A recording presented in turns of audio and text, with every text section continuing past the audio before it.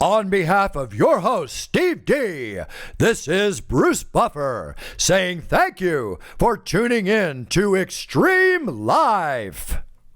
And now, this is the moment Xtremelyfe fans around the world have been waiting for. It's time!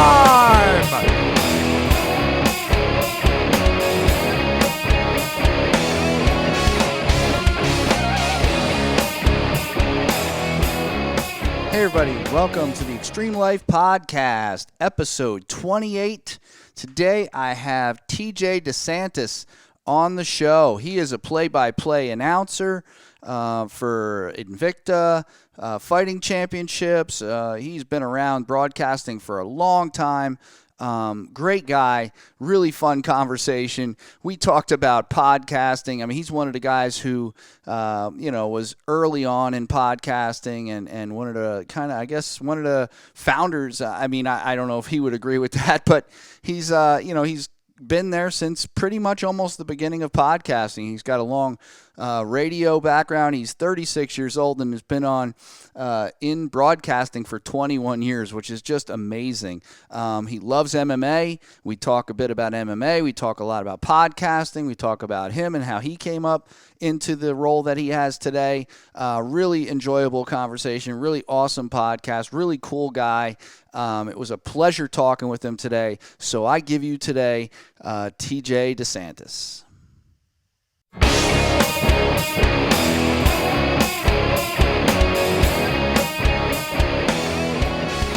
How are things? Things are good. Quarantined, self-quarantined. Not really quarantined at all because I go to the store sometimes. It's like the weirdest house arrest ever. You know what I mean? Well, someone said to me the other day, I feel like I've been sent to my room. Pretty much, yeah. I mean, don't get me wrong. I've got a kick-ass room, but I don't like being told I got to stay in my room. But, these are the times we live in. Well, yeah, I think none of us like being told what to do, and I know you're out in California, right? So yeah. So you guys, I think you guys had the first quarantine going on for the most part. Yeah, shelter in place or something they called it. Yeah. So we're dealing with it in New Jersey too. I'm out in New Jersey, and New York, of course, is the epicenter, which is only about 4 minutes from my house. So we're kind of like, our governor doesn't seem to be able to make up his mind what he wants us to do. But I don't think anybody really knows what we're supposed to do. Yeah, no, it's weird. And they keep every other day, it's a new restriction or new things keep coming out. So, see how it goes. We'll see how it goes. I mean, I'm hoping this whole thing is over in the next, month so that we can knock on wood. Yeah, knock on my, on wood. But yeah, it's been trying to say the least. And especially like I know for you guys doing a lot of play-by-play stuff and a lot of events. Yeah. Everything's been canceled, so it's like, what do you do? What are you doing right now? How does that work for you guys? I mean, are you just doing a lot of podcasting, or so that's pretty much what I do. Like, podcasting is how I pay my bills for the most part. I mean, they definitely rely on calling fights more than anything, but yeah, a lot of podcasts, and that's pretty much what is interesting about it. Is now, like, most of the time, the podcasts that I do are focused on upcoming mixed martial arts events. And now we kind of take a step back and look at older events retrospectively. I've been doing a lot of watch-alongs. Like last week, we did a UFC 3, Elite XC1, just did UFC 71 a couple days ago. So it's kind of neat to look back at MMA and how things have progressed. Like one thing that I forgot about Elite XC1 was Renzo Gracie defeats Frank Shamrock in the main event via disqualification, and the commentators have absolutely no idea why.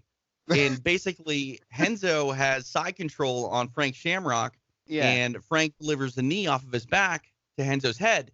Well, Renzo's a downed opponent. Even though he's in top position, in a dominant position, he's still a downed opponent. Oh, absolutely.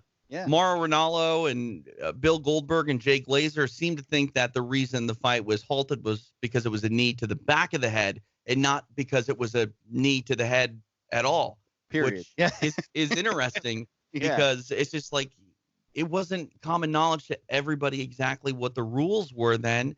And, we didn't have Twitter the way that we do now. So it wasn't like everyone's just getting on everybody's case. And there was no, hashtag Ask Big John McCarthy or anything like that. So it's neat, with the benefit of hindsight to look back and sort of see, oh, wow, this is what the world was like. And this is how MMA grew up. Yeah, and it's gotten a hell of a lot. I mean, it's gotten a whole lot better. I mean, obviously, it's gotten a whole lot better. The only thing I'd wish would catch up is some of the judging, but I guess that's still. Hey, the judging has been consistently bad since day one.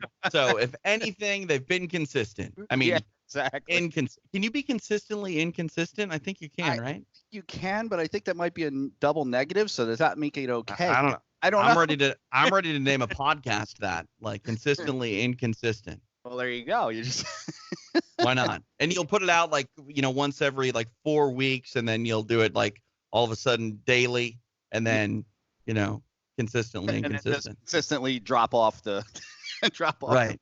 And then yes, all of a sudden come back with a bunch of other ones. I don't know. Why not? Yeah.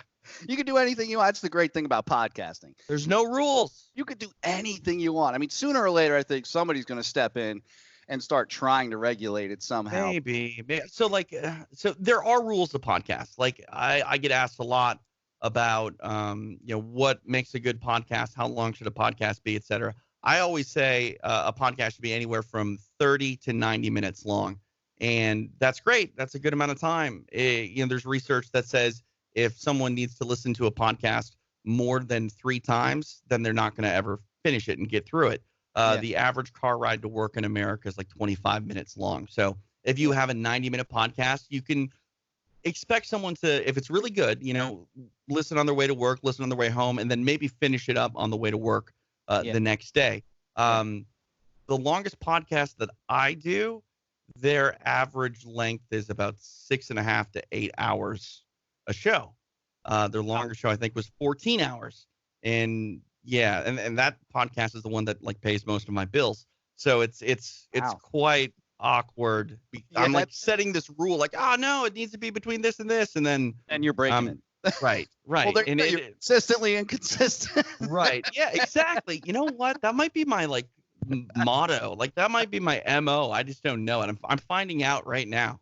Yeah. No, that's amazing though. I mean, the world of podcasting is kind of an open area, and more people are doing. I think they said something like there were 400 podcasts now or something. Probably more than that even. I don't even know. I mean, you probably know the number better. 400 podcasts? Yeah, it's probably way more than that, right? Like in the world? Yeah. It's closer to like 400,000. Like I'm not even kidding you. Yeah, like I don't even know how many podcasts are. I think pretty much every genre of podcast on iTunes like has a top 100 that you can like go through. So like there's I mean, I venture to guess there's 1,000 or more like sports and recreation podcasts. Probably even, I don't know. I mean, I don't know. So that number sounds a little weak to me now that I'm thinking about it. But somebody said, and I thought it was 400, and maybe I'm like, maybe they said 400,000. Maybe. I mean, I've produced, I don't know, like at least 15 separate podcasts. So I'm guessing, like I'm not good at math, but I'm guessing that I don't hold like a 4% or even 1% a share in all the podcasts that have ever been created. Though, man. Oh man, I mean, dude. I would want to be quarantined at home because I would have a mansion, I think. I hear you. And, like I said, it's an open area. It's a great, like I said, for me, this podcast, actually, I only started it in June. Okay. Something I meant to do for, I've been thinking about for probably over a year or so before that. And then finally it was just like, look, I could keep sitting here planning it and trying to figure it out. Right. Or I could just start throwing out content. That's what you're supposed to do. Like to me, like when people come to me and say, hey, I want to start a podcast, like I'll ask them some general questions. Like, first off, what's your goal? If they say money, I'm like, don't do a podcast. Like it's not worth it for money. Ultimately, if it makes you money, that's great. But that's got to be like sort of the secondary goal. But I think podcasts will tell you what they are. Like you'll have a concept and you'll have a theory, and then you'll find out, well, that's not really working. But look, this show happened essentially by accident. This is now the rule. We're going to do this way forever because, the show sort of tells you Yeah, it's like a pet earning their name. You know what I mean? You can buy a dog and like name it whatever you want to, and then you get it home and you're like, oh wait, you're just not a Bubbles. Yeah, You know yeah. what I mean? You're more of a Scrappy. Right, exactly. And that's kind of like what happened with this too. I mean, I started in one direction and kind of it shifted in multiple directions, and then it's always kind of it took me forever just to come up with the name, first of all, just to figure out what I wanted to call it. Right. And I mean, I'm a shark diver. I do a lot of different things. I don't know if you're familiar with I looked at your bio a little bit. You look like a Renaissance man. You're doing a bunch of stuff. Yeah, I try to do a lot. I mean, and I think, you only live once, and you got to go out and do everything you want to do, and, Right. and I think as long as it's within reason and you don't hurt anybody. Right. Yeah. I mean, life is the ultimate. You get to pick your own adventure. And as long as you're not hurting anybody, like, go for it, man. Like, go have fun. Yeah, do what you got to do. And that's kind of, I think you're right. I think podcast, I mean, I haven't made $1 off a podcast. And you know what? I'm not really looking to do that. If Sure. it drives something else, what I mean, or it drives a way to create some revenue, then Right. that's fine with me too. But like I said, it's got to be fun. It's got to be something you Right. want to. You have to like people. You have to want to talk to people. I mean, there are like I said, it's just another thing to think about too is like if a podcast becomes your job, I don't care what you do for a living. Mondays suck. Like you go back to work on Monday. Monday sucks. Yeah. And I mean, I've worked in broadcasting my entire life, 21 years now, Mhm. and I had one other job, which was pulling weeds when I was 14 at a nursery. You don't want to go back to that? There was something very beautifully simple about it. And there are times, maybe. I mean, I can't afford anything. Like I was getting $5 an hour. But like that's the thing. Like I'm blessed to work in. So like I took my two biggest passions in life, radio and mixed martial arts, and somehow made both of them my job. I became an MMA broadcaster and a podcast producer, and like I'm very happy with it. I can't imagine doing anything else. But like I said, at the end of the day, if I am given the option to stay home on Monday or go to work, I'm probably going to stay home on Monday. But Tuesday, I'm definitely going to work. Yeah, but sooner or later, you're like, hey, this quarantine thing isn't that bad. Right. Well, the problem with podcasting is I can do it anywhere. Yeah. Yeah. So it's like, hey, we're quarantined. I'm like, yeah, I know. I'm not at my studio and I got a lot of work to do. So. And you could still do it. I mean, look, I'm interviewing you right now, and you're in LA, or you're in California, and I'm here in New Jersey. I'm actually in my dining room. Oh yeah. All right. Well, dining room, studio, car, studio, hotel closet, studio. Like it's pretty much all the same. Doesn't matter. I'm actually in the process right now of converting a room into the podcast studio that I'm going to ultimately have here. But you're careful. Right. Be careful because they can end up being quite expensive.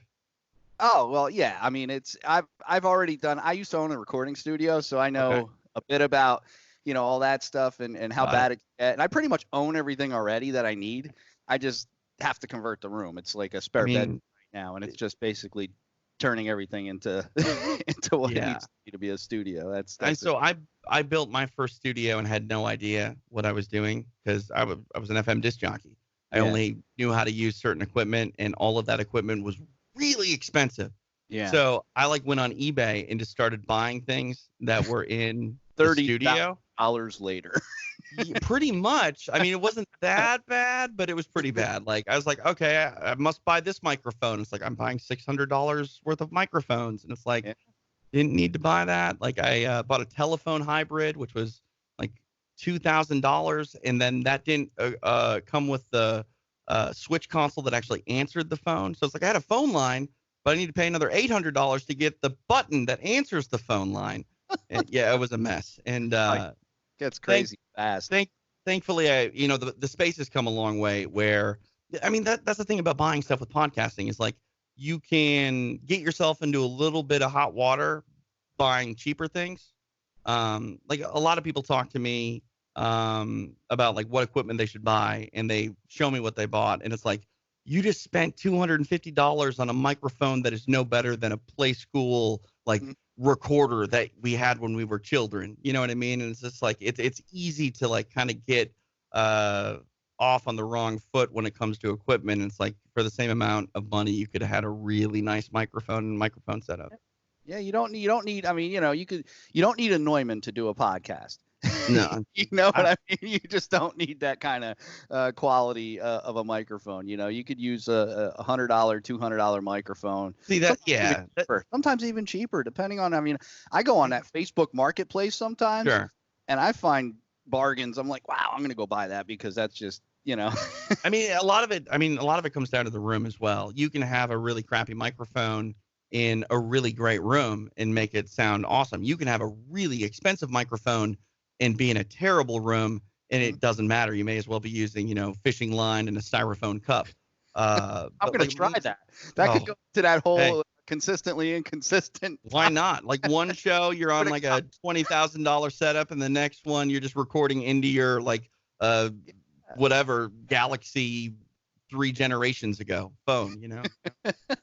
That'd be funny. Flip phones are making a comeback from what I hear anyway. Apparently, I heard something about the Razor making a big deal again. Yeah, and it's like terribly expensive from what I understand too. I don't remember what the price was, but yeah, that's what's funny is like your phone. Everyone likes to use the phone, but they don't use the phone part of their phone.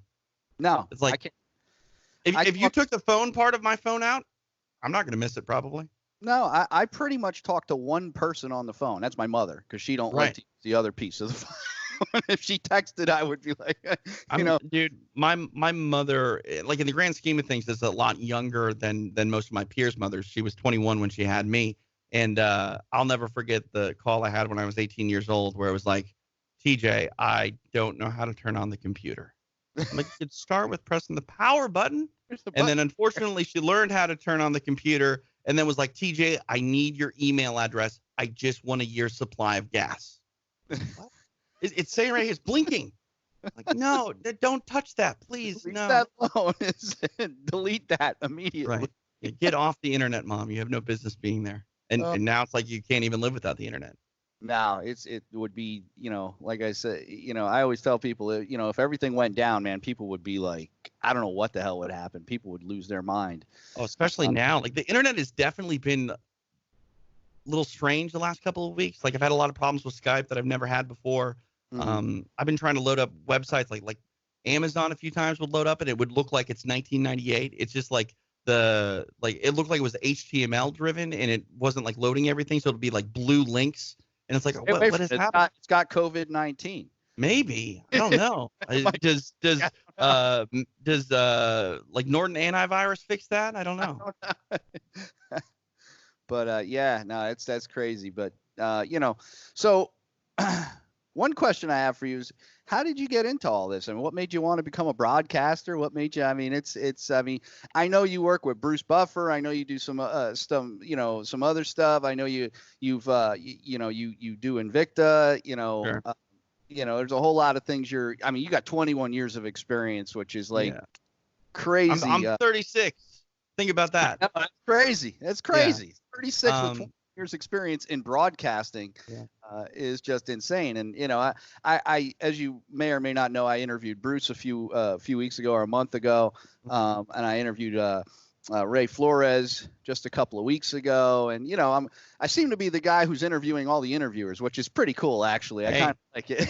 Not many people do that. You know what I mean? And I actually am way more comfortable talking about someone else than I am myself. It's like, yeah, like about you. Exactly. So I'm a little bit tangential at times. So like, if you need to like bring me back, please bring me back. But it started really young, like when I was like 5 years old.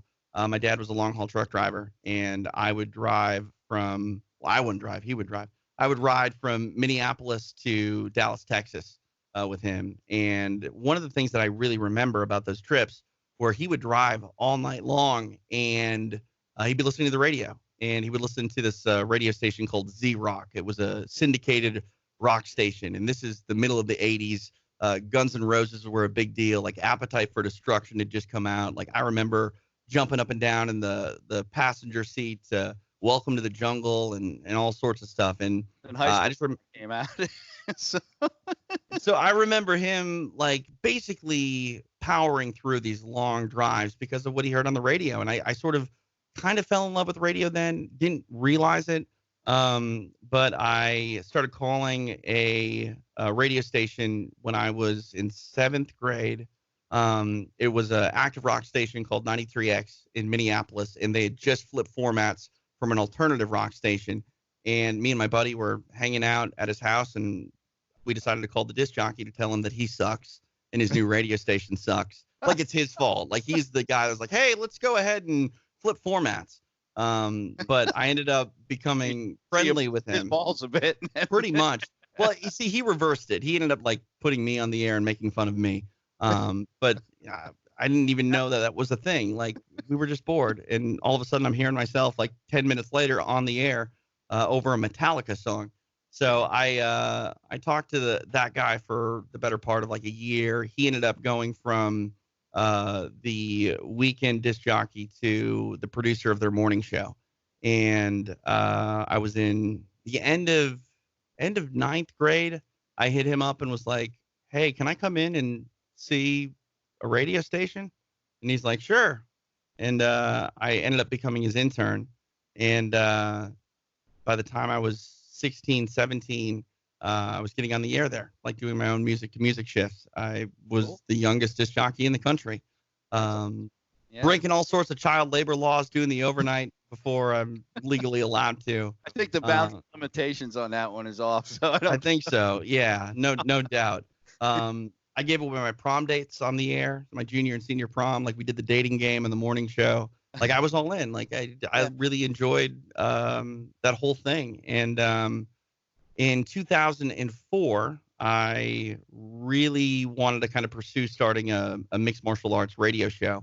And I was training with a team outside of Minneapolis. And my buddy that was there also worked in radio. He worked in a small market. It was Rochester, Minnesota, where the Mayo Clinic is. And he and I started doing this podcast basically about like the guys that we trained with. And I say podcast, I can't call it that because that wasn't a word then. I didn't know what a podcast was. And around May of 2004, Quentin Jackson put out his phone number on the SureDog forums.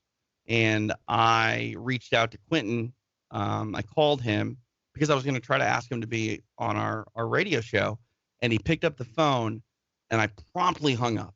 I was like, oh my God, that was Quentin Jackson. He just picked up. Yeah. And then he called me back and then said I was an asshole because I didn't talk to him. Yeah. And then like, I didn't answer the phone. Frank Jackson, basically. Pretty much. And I sent him to voicemail and I got the courage to call him back a couple days later thinking that he's probably getting a lot of phone calls. He won't remember the asshole who called and hung up on him a few days ago. And he agreed to come on our radio show.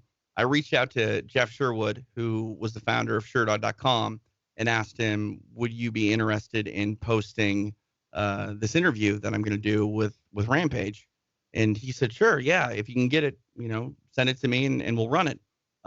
So we got the interview done with Quentin. It was right before, I think, his fight with Ricardo Arona in Pride. And Jeff ran the radio show. And I was like, let's do this again. Like I can do radio for SureDog. You don't have anything like that. You're probably not going to find anybody that can do that. And he said no. And I was like, damn it. Like you're bursting my bubble. But when, right? Yeah. Like a guy at a website called InsideFighting.com. His name is Ron Merrill. He said, why don't you do your radio show here? So we did a show called MMA Evolution on InsideFighting.com for about a year and a half. It was me and my buddy Caleb Quinn and our coach Mike Riley. Eventually, like anything that compromises your life, it becomes a job. And for those guys, it started to not really become worth their while. It was a pain. My buddy Caleb didn't live anywhere near Minneapolis, but would drive up to do the show. And they eventually fell off one by one. I worked with some other Inside Fighting staffers.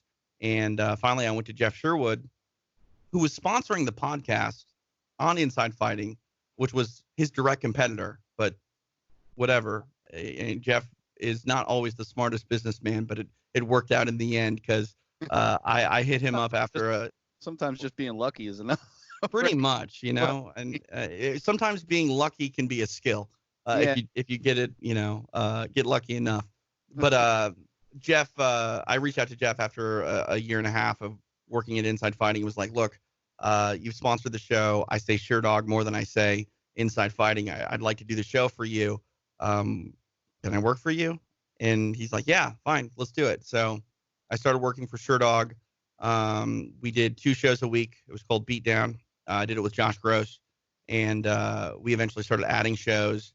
And then I was still working at the radio station at the time, and I could tell that my time there was going to be coming to an end because I was doing overnights. I was their full-time overnight disc jockey, and they started doing voice tracking, which basically meant I went from 35 hours a week to about 10. Instead of doing a 6-hour radio show plus production, I ended up going in and recording a 6-hour radio show in about 2 hours. And 2 hours is me taking my time. I got it down to a science to where I was getting in and out of there in about 45 minutes, because basically the songs would load up in a computer. You'd look at the clock and you'd, you know, basically go, I got to talk here, I got to talk here, I got to talk here. Here is that was, this is. Yeah. Yeah. So I started building a studio. My father was terminally ill. He had hepatitis and had a liver transplant. In 1995, they gave him 5 years to live after his transplant, and he and I were very close. Without him, I would have never been able to intern at a radio station. Like not many parents are going to allow their kids to wake up at 2 o'clock in the morning while they're in high school, go work from 2 to 10 in the morning, and then, you know, drive their kid to school at 11 and pick them up at 3 and rinse and repeat. So it sounds like he was very supportive and an insightful guy to see something there. I mean, I don't know about insightful. He was he was a rebel, man. Like he was like, my father's advice to me was like, do as I say, not as I do, because he was doing all the bad shit. Like he looked like Rob Zombie. He hung out with the Hells Angels. He was a biker. Like he had a beard down to his belly button and fully sleeve tattoos. And I basically rebelled by not getting into any of that stuff. Like, I was my grandmother's dream child because I was rebelling against my dad. No tattoos. It's a straight up rebellion, man. Yeah, and now you're still rebelling because everybody has tattoos now. I know. I'm the oddity now. I know doctors that have full back pieces. Oh man, I live in California. Like, you have a tattoo by your 9th birthday, I think, here. So I think it's a requirement. I don't know. Yeah. They may kick you out of California. Maybe. I'd be fine with that. I'd go back to the Midwest in a heartbeat. My dad, though, decided, like, look, like, here's my credit card, build a studio. So we built a studio, and I quit. Well, I didn't quit. I kind of got fired because I decided to go to the IFL rather than going to work. But that's a long story. Like, they basically, like, I took this day off to go to the Quad Cities to go see an IFL fight for Sure Dog and cover it for them. And my boss was like, hey, you got to work this day. So-and-so can't work. And I was like, yeah, but I requested this off a long time ago. And he's like, well, you got to make a decision. You know, what pays your bills, this FM radio job or you pretending to be radio guy on the internet? And I was like, I'm voice tracking for you. Pretending to be radio guy on the internet's making me more money. So bye. Yeah. And so I ended up getting hired at Sure Dog full time when Jeff sold the website to a company called Crave. And I got to work there for 12 and a half years. And it was awesome.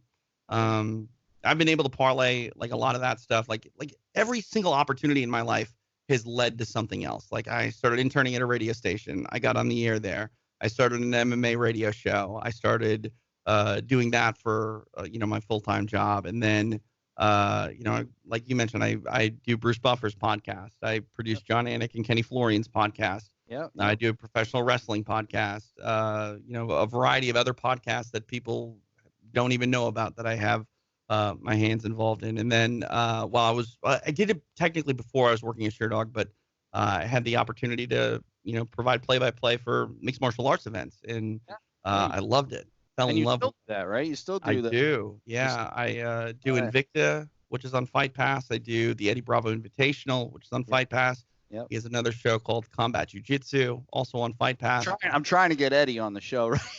Oh man, I mean, it's not out of the realm of possibility, but he may be one of the hardest people to wrangle in the world. Yeah. There's a But lot. yeah, There's a few out there that I've I'll keep. You know what? If one thing though, I'll tell you, I'm persistent. I will keep. sure. I will keep coming. I mean, In a respectful way. I'm not going to be intrusive, but right. I will certainly keep touching base and saying, hey, Well, I mean, that's the thing. If you have Eddie on the show, like prepare for like 3 hours. Like you may only ask for like 3 minutes, but prepare for 3 hours because Eddie talk, yeah.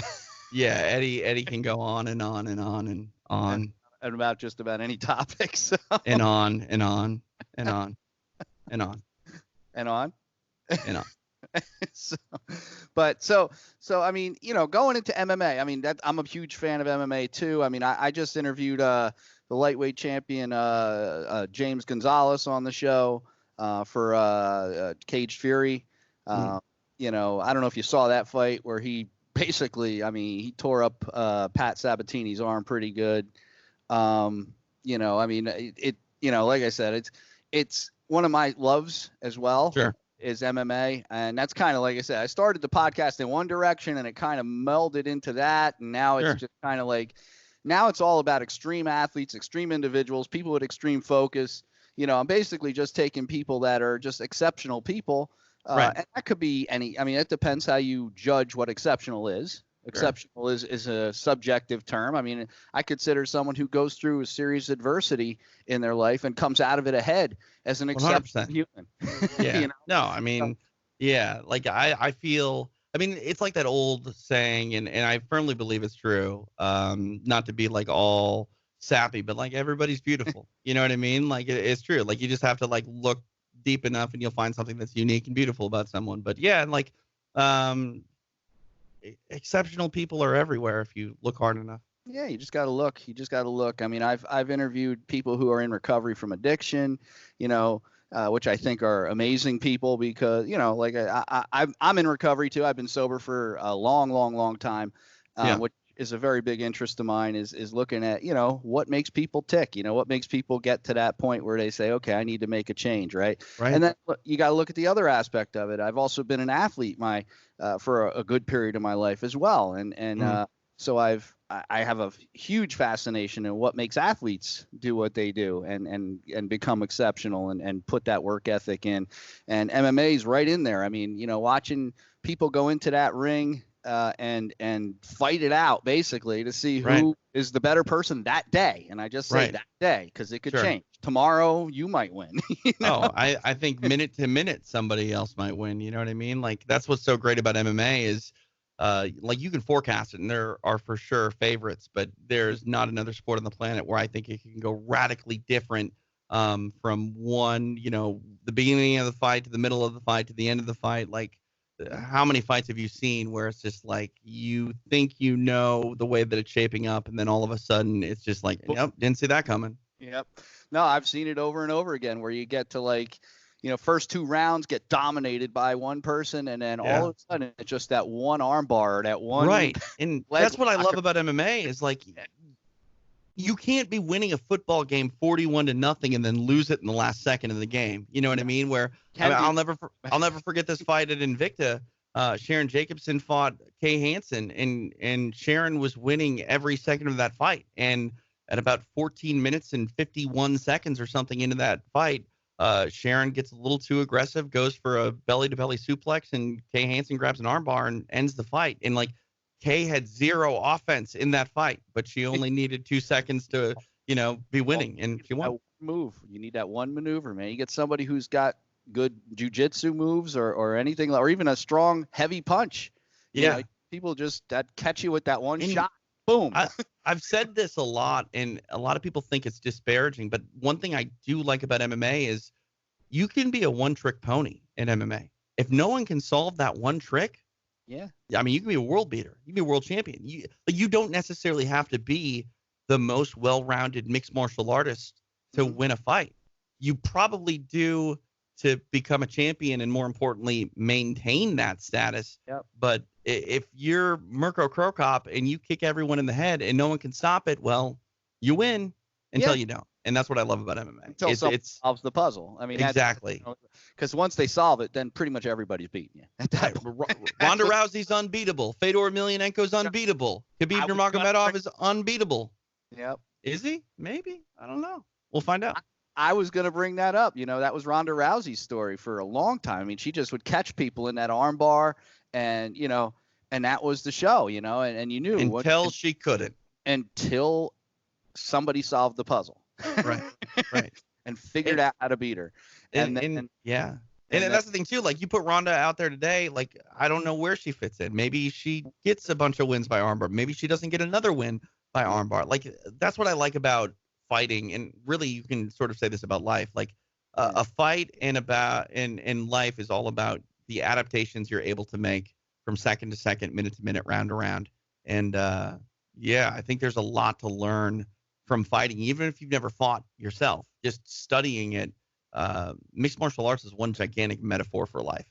Oh yeah, no doubt, and it's absolutely correct. I mean, I wonder sometimes, I'm like, how would she do now if she came back into this?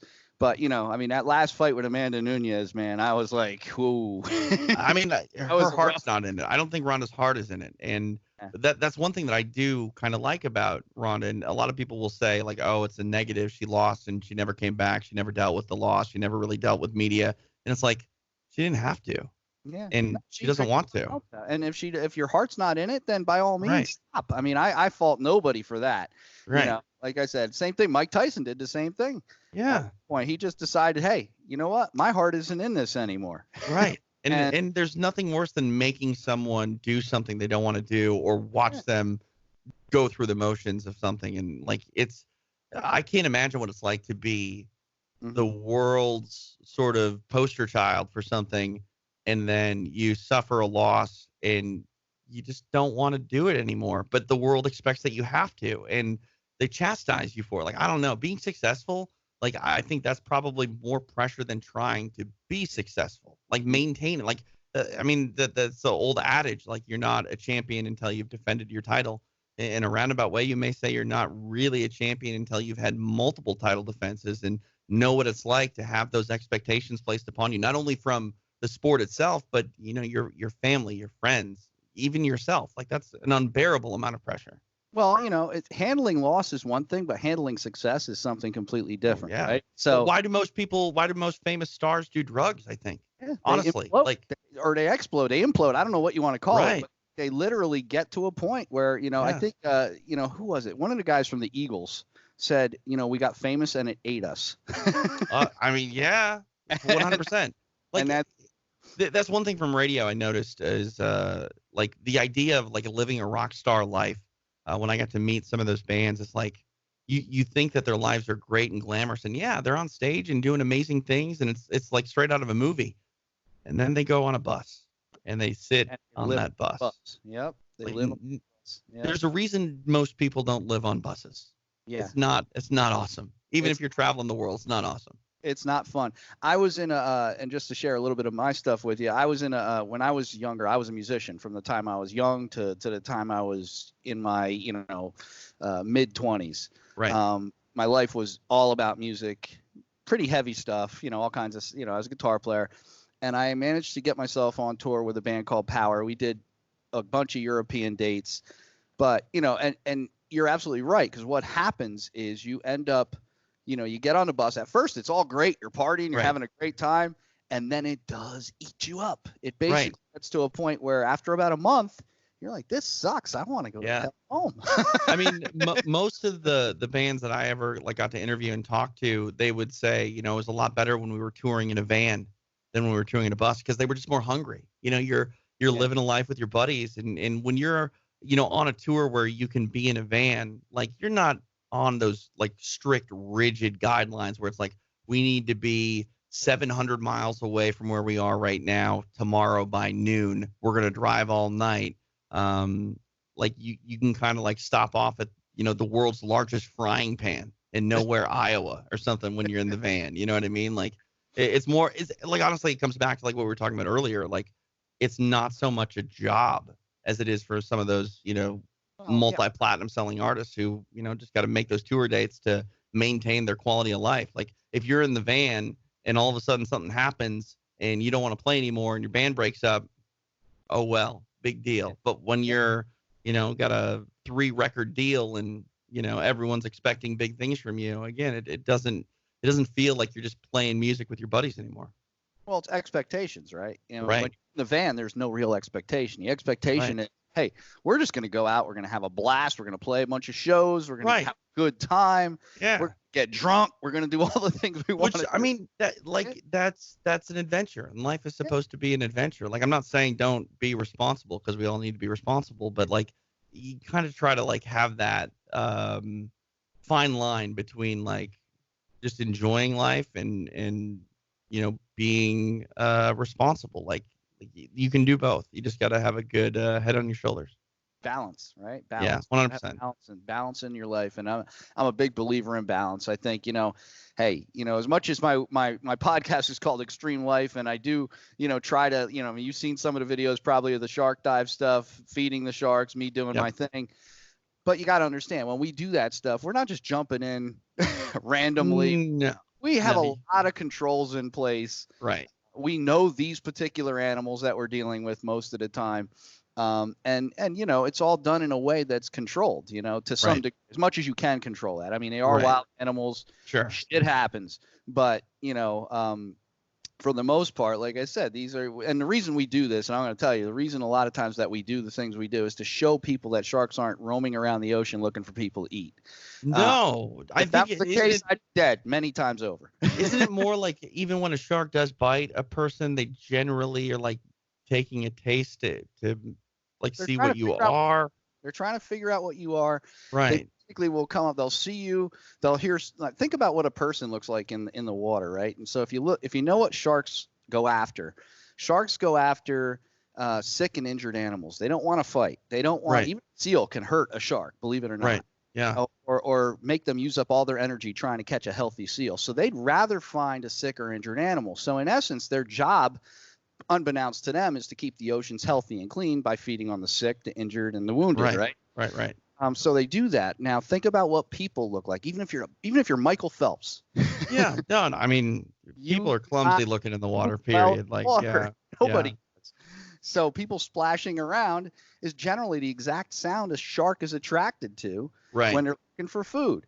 Yeah. So then they go up and they say, hey, I don't want to lose this. So they run in real quick. They do what's called a hit and run. Yep. They grab, they realize you are not what they want, spit you out, and take off. Right. And unfortunately, their little taste and nibble sometimes will cause you lose a limb or your life. But yeah. What it comes down to is, you and I as people, we're very fragile when it comes to the environment. I mean, yeah, no. I mean, I remember back in the day, this is a real weird off-topic thing, but Spike TV had that show called like 1,000 Ways to Die.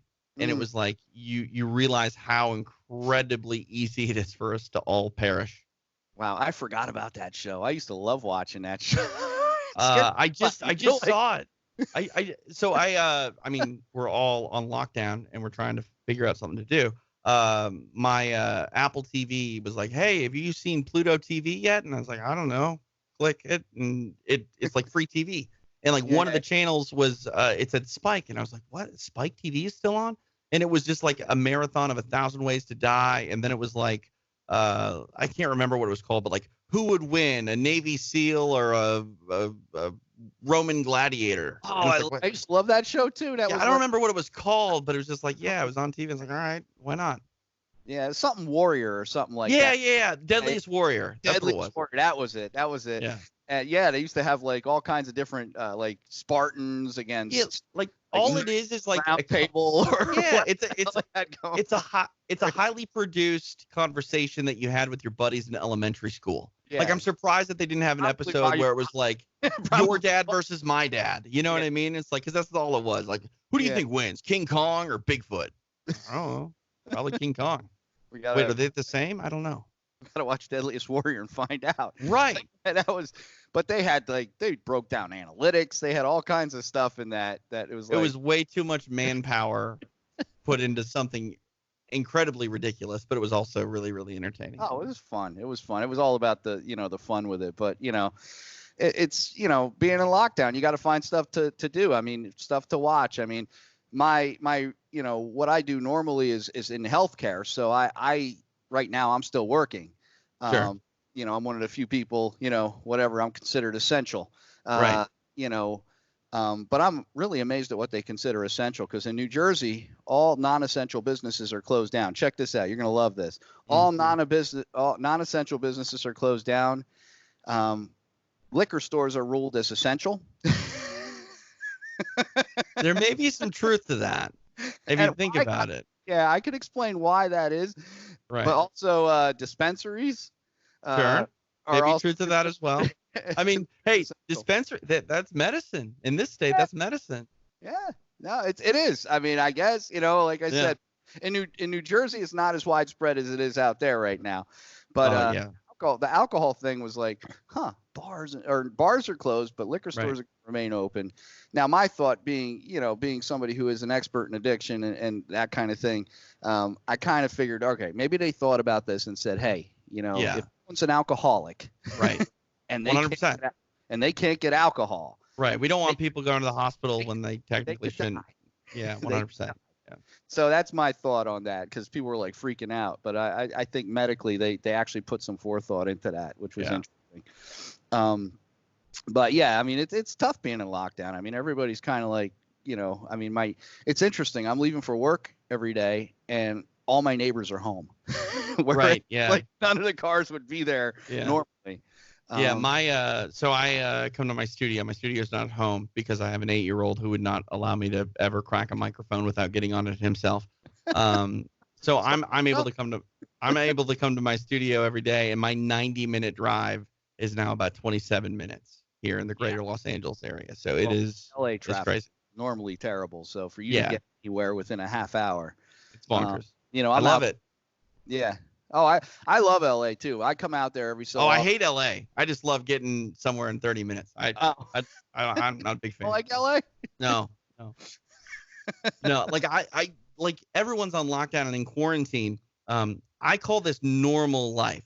Like, don't leave your house except for the essentials. Yeah, of course. Why else would I leave my house? But the essentials. But that's just me. Other people like to be social. I like to just make podcasts and wait till the next fight show comes. I hear you. And it's, so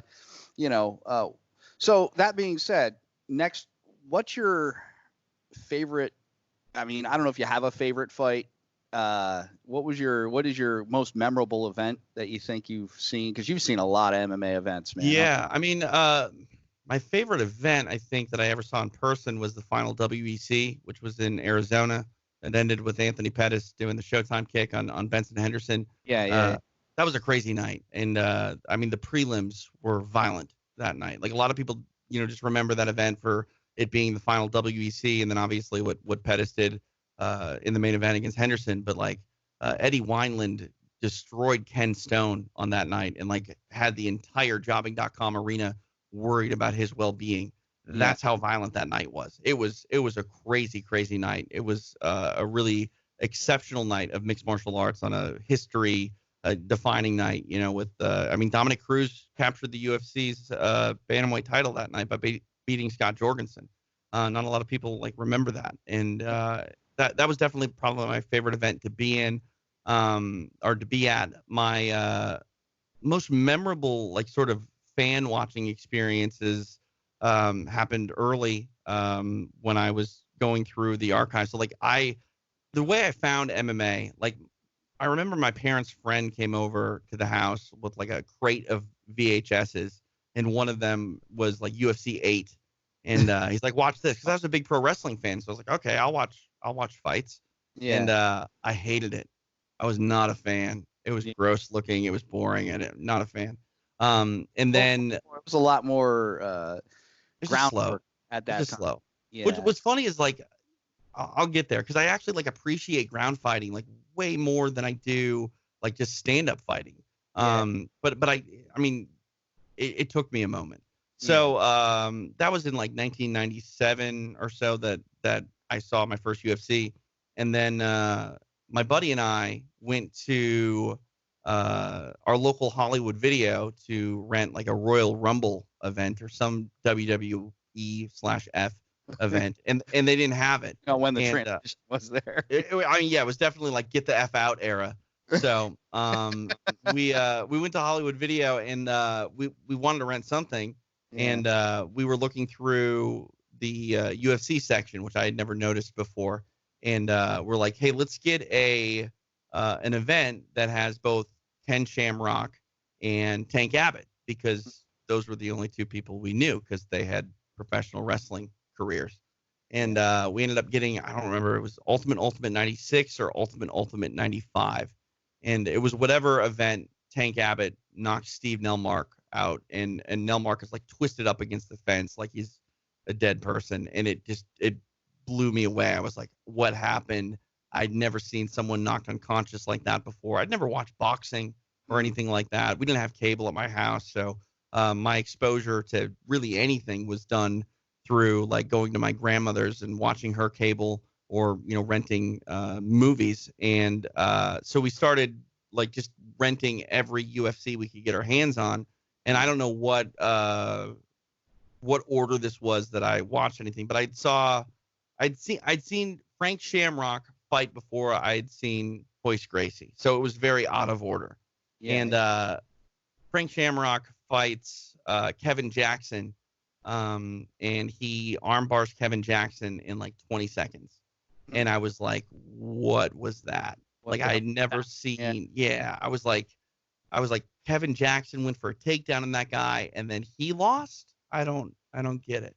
Yeah. And that's when I kind of fell in love with jiu-jitsu. And that, I don't know, within about a year from that time, I had seen every single UFC and every single Pride that had been recorded. So you went on a binge at that point.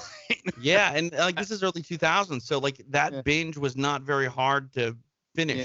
You know what I mean? Like watching a season of Oz or something. Right. It took us like about 6 or 7 months, to get everything. And now, like I don't even know how long it would take you to watch every UFC fight. I mean, literally, there's probably years cumulatively. If you add up all the fight time, there's probably over a year of fight time. That's just UFC. I mean, now you talk about all the other events that are out there. I mean, there's Fury, PFL. Like, I don't think that I will live long enough to actually watch all the video that's on Fight Pass from every promotion. Like, I don't think it's possible. There's tons. I think the last question I have is, if somebody, let's say, somebody wants to be a play-by-play guy or a ring announcer or any of that stuff and get involved in MMA, what do you think they should do? I mean, what do you think the best advice you would have? Oh, man, I don't know. I mean, like we were talking earlier about being lucky, and I don't believe in luck, but I do believe in making the most out of opportunities. And sometimes you are presented opportunities that they're harder to make. Like, so I have this whole analogy, and I hope we have time real quick. It's a mnemonic. I have called goal. Yeah. Okay, it's called goals. Yeah. Okay, goals. And goals, if you break it down, it is goals. G stands for goals, which is terrible. But goals, opportunity, adjustment, love, and support. And I think you can accomplish anything with that. You set goals. You either find or create opportunity. You adjust to make the most out of that opportunity. You have to love what you do, and you have to surround yourself with support.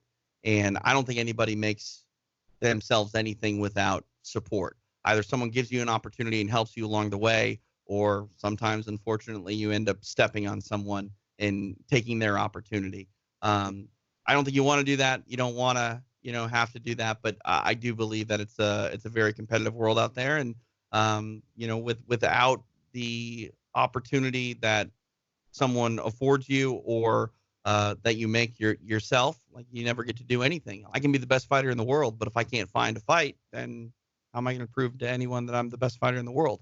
And when it comes down to getting into media, like, that's even harder. Like, I come from a very professional, traditional, fundamental base. Even though I was playing like Power Man 5000 records, I still worked for ABC Radio and the Walt Disney Corporation, and learned a lot of things that you just don't learn podcasting. I would say study broadcasters, try to figure out why things are done the way they are.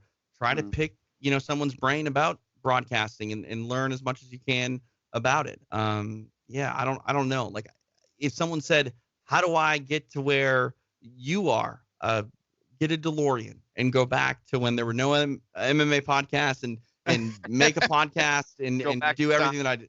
Yeah, it's hard, man. I don't know, but I do know that if you set goals, find opportunities, adjust, love what you do, and find people that support you, anything's possible. Yeah, no, that's great advice, man. I like that. I'm going to actually steal that from you and adopt that myself. I think that's a great, way to look at it. You're definitely an inspirational guy. You've done a lot, and you continue to do a lot. And, I hope at some point in the future I can have you back on. We could talk more about podcasting and MMA and everything else that you have going on, man. I really appreciate you taking the time to talk with me today. Awesome to have you on. And, I look forward to hearing all the other stuff you're doing. And like I said, hopefully you come back on down the road and we could talk again. It's my pleasure, man. Whenever you have a time and want me back, I'm here. Absolutely, man. I appreciate that.